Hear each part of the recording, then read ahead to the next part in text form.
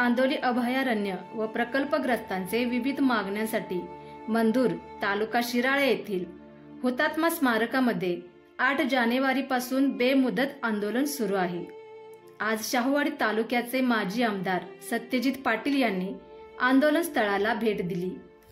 यावेळी शिवसेना उभाटा गटाचे कामोटे विभाग प्रमुख बबन गोगावले, जालिंदर पाटील, दिलीप पाटील, वायडी दळवी, मारुती वडाम, पैलवान तात्यासो पाटील, उत्तम पाटील, अशोक पाटील, श्रमिक मुक्ती दलाचे राष्ट्रीय सचिव मारुती पाटील, विनोद बडदे, पांडुरंग कोठारी, एमडी पाटील आदी मान्यवर उपस्थित होते। यावेळी आंदोलकांशी संवाद साधत त्यांच्या मागण्या व प्रश्न समजून घेत सत्यजित पाटील यांनी सरकारवर निशाणा साधला। चांदोली अभयारण्यासाठी ज्यांची घरे गेली, ज्यांच्या जमिनी गेल्या, ती लोक गेल्या 20 दिवसांपासून ह्या ठिकाणी आंदोलन करतायत। तुमच्यासारखंच ह्या तालुक्याचे आमदार सत्यजितराव देशमुख यांनी या ठिकाणी भेट दिलेली आहे। त्यांनी सुद्धा ह्या आंदोलकांना हे सांगितलं होतं की सरकार आणि तुमची लवकरात लवकर बैठक लागेल अशा पद्धतीची तजवीज आम्ही करू।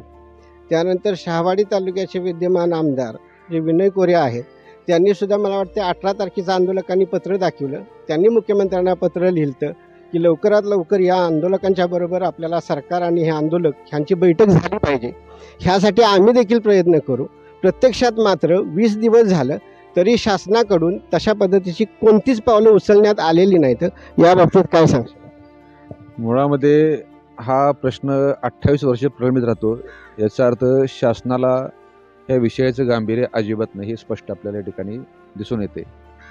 एखाद्या सरकारच्या मनात असलं तर कुठलीही गोष्ट, कुठलाही GR, कुठलाही शासन निर्णय तो त्यांच्या हिताचा असतो, एका दिवसात ते काढू शकत असतात।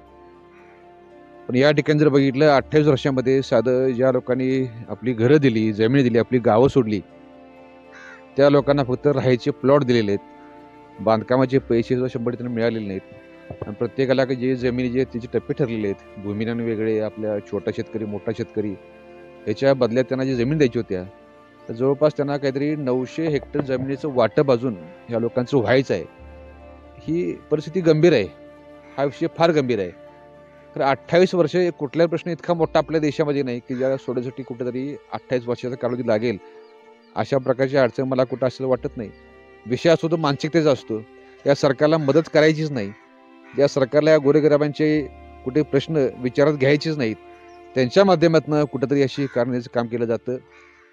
कोणी म्हणायचं हा विषय महसूलचा आहे, कोणी म्हणायचं हा विषय वन खात्याचा आहे। शेवटी वन खातं असलं, महसूल खातं असलं किंवा आणि कुठलं खातं असलं, शेवटी शासन या ठिकाणी जे आपले अधिकार आहेत ते आपण 100% वापरले पाहिजेत, किंवा तुमच्यामध्ये हा प्रश्न सोडण्याची मानसिकता असणं गरजेचं आहे।